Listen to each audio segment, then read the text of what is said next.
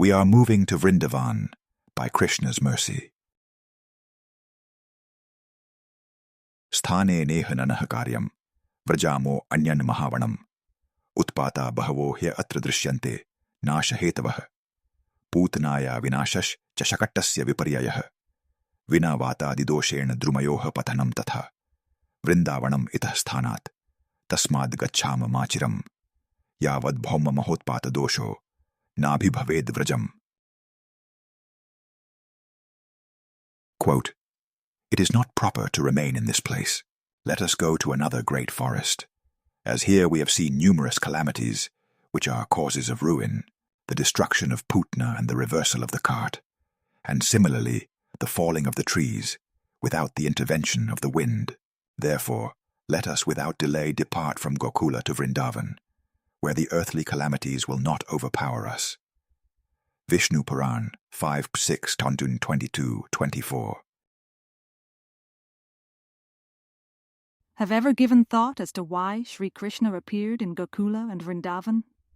It is the simplest of the simple. It is the humblest of the humble. The people living there were not known for scholarly achievement. They had practically no achievements, if you think about it.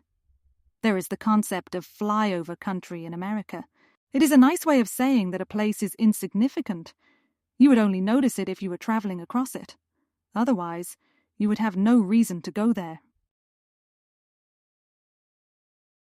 Why would Krishna want to visit such a place? Why would he want to stay in such a place? Today, they say that Krishna never actually leaves Vrindavan. He is always there. He can accomplish this through his omnipresence, which has been fixed since time immemorial. He can be in more than one place at one time. This has to be true, otherwise our prayers are meaningless. They would fall on deaf ears. The operator on the other side would get overwhelmed. All of our phone calls would reach a busy signal. I think you get my drift. But returning to the original question, if God is so great, why wouldn't he choose a place that was thriving in the material sense? The most opulent kingdom, for instance. I get it that we have such pastimes in the underwater city of Dwarka, but the worship of Krishna in the Vaishnava tradition tends to focus on the childhood years. A young Damodar tied to a mortar, for instance, a mischievous child stealing butter, a youth sporting in the beautiful forests under the light of the brightest moon of the year. Do you see what I am saying? To begin, the choice is up to him. He decides when and where to appear. He has advance notice of the circumstances.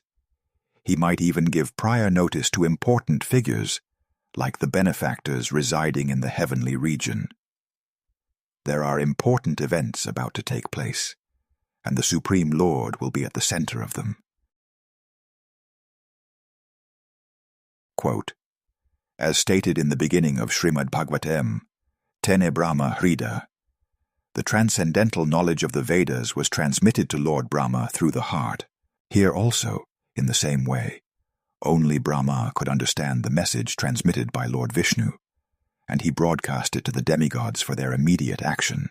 The message was, the Supreme Personality of Godhead will appear on the earth very soon, along with his supreme powerful potencies, and as long as he remains on the earth planet, to execute his mission of annihilating the demons and establishing the devotees, the demigods should also remain there to assist him."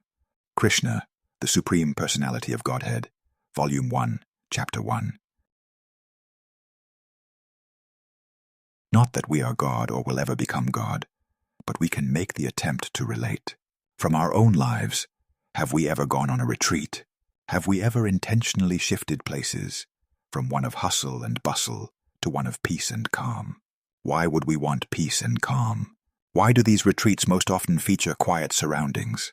Why are there so many trees in the background? Why do they put the word picturesque in their brochures? The elder cowherd men of Gokula describe Vrindavan as Mahavan. It is a great forest. They are looking to move to such an area. They are already in Gokula. They are otherwise happy there, as Krishna is always with them. The problem is that things keep falling down. There is no visible fault, or dosha. For instance, they cannot blame the recent crashing of 2 trees on the wind. There was no violent wind to speak of. The aftermath shows a young Krishna tied a mortar. But there is no way that Krishna could be responsible. It is not like he was carrying an axe. Besides, there were related falls. There was the handcart that suddenly collapsed. Then there was that giant witch who crashed to the ground. The similarity is that Krishna was around. He seemed to be at the center of the danger. Perhaps Gokula was plagued with bad spirits. Better to move to a more peaceful place. Indeed, from our personal experience we see that the cities are filled with noise, one siren after another, constant construction. We might retreat to the suburbs, in desperate search for quiet. But then buildings are always being torn down. There are new ones being built. The noise produced by the leaf blower is constant. Even when we are looking for peace, we cannot find it.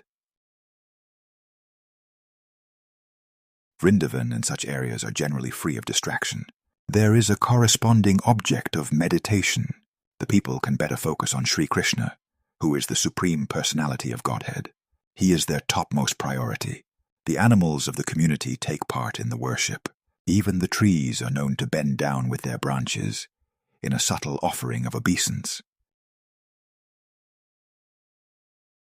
Quote, Krishna saw all the trees, overloaded with fruits and fresh twigs, coming down to touch the ground, as if welcoming him by touching his lotus feet. He was very pleased by the behavior of the trees, fruits and flowers, and he began to smile, realizing their desires. Krishna, the Supreme Personality of Godhead, Volume 1, Chapter 15. If you were the Supreme Lord, would you not be eager to visit such a place? Why would you want to go anywhere else, in fact? Everyone else has their many distractions, such that they can pass an entire lifetime not questioning their existence, their identity, their destined fate of death, and the reason for their suffering in the first place. The people of Vrindavan can pass the same time blissfully engaged in serving Krishna in one way or another. In closing, just you and your beautiful face, living in this secluded place, where nothing to distract, even if revenge to exact, your wonderful hill to project, and our life to protect. Vrindavan, our preferred home, to enjoy your association alone.